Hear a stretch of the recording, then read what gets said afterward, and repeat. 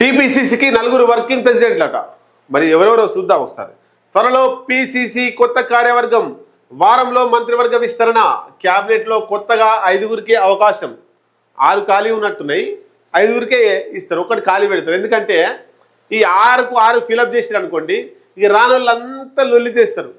ఇక తిరుగుబాటు చేయడం, గ్రూప్ రాజకీయాలు చేయడం, ఒకరినొకరు విమర్శలు చేసుకోవడం, తిట్టుకోవడం, ఇవన్నీ కూడా ఉంటాయి. కాబట్టి ఒకటి ఖాళీ ఇస్తారు. ఆ ఖాళీ ఎవరంటే ఎవరు తిరగబడతారో వాళ్ళకు ఆ ఖాళీ ఉంచింది నీకోసమే అని చెప్తారు.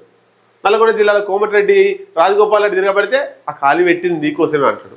లేకపోతే ఆదిలాబాద్ సుదర్శన్ రెడ్డి తిరగబడితే నీకే అని చెప్తారు. లేకపోతే కొకిరాల ప్రేమసాగరరావు తిరగబడితే నీకే అని చెప్తారు. లేకపోతే వివేక్ తిరగబడితే నీకే అని చెప్తారు.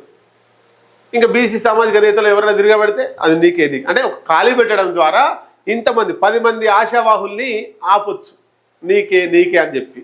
అది అందులో ఉన్నటువంటి స్ట్రాటజీ. క్యాబినెట్లో కొత్తగా 5గురికి అవకాశం. ప్రస్తుతం మంత్రుల్లో ఒకరిద్దరికి స్థానచలనం అన్నమాట. ఒకరిద్దరు మరి కొండ సురేఖ పర్ఫెక్ట్గా ఎగిరిపోయేటట్టే కనబడుతుంది. కొండ సురేఖ ఇక మంత్రి పదవిగా కొనసాగే అవకాశాలు లేవని చాలామంది అంటున్నారు. ఆమె ఎప్పుడు ఏదో ఒక వివాదంలో కొనసాగుతుంది. పాపం ఆమె దుద్దిల శ్రీధర్ బాబునే ఇరికిచ్చింది. మా అన్న కొడుకు అన్న మనవడుకు జాబ్ కావాలంటే బీటెక్ అయిపోయిందని ఆయన అడిగిండు, ఇవి అయిపోయిందంటుంది. అంటే మీరే జాబులు పెట్టించుకుంటారా, మా పరిస్థితి ఏందని సామాన్య జనం సోషల్ మీడియాలో అడిగారు. ఇట్లా కొనసాగింది.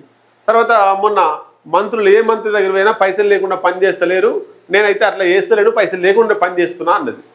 అంటే కాంగ్రెస్ ప్రభుత్వంలో జరిగేటువంటి మంత్రుల ఏం జరుగుతుందో కూడా ఓపెన్గా చెప్పేసింది. మన తర్వాత ఏమన్నది, నేను అన్నది కాంగ్రెస్ ప్రభుత్వంలో కాదు, బీఆర్ఎస్ మంత్రులను ఉద్దేశించి అన్నా అని చెప్పి మాట్లాడింది. అంటే ఈ కొండ సురేఖ మంత్రి పదవి దాదాపు గోవింద అన్నట్టే చెప్పుకోవచ్చు. ఇక కేసీ వేణుగోపాల్తో గంటకు పైగా సీఎం పీసీసీ చీఫ్ భేటీ. నేడు రాహుల్, రేపు ఖర్గేతో రేవంత్, మహేష్ కుమార్ సమావేశం. బీఆర్ఎస్లో పంచాయతీపై ఆరా, కవిత లేకపోయినా చర్చ.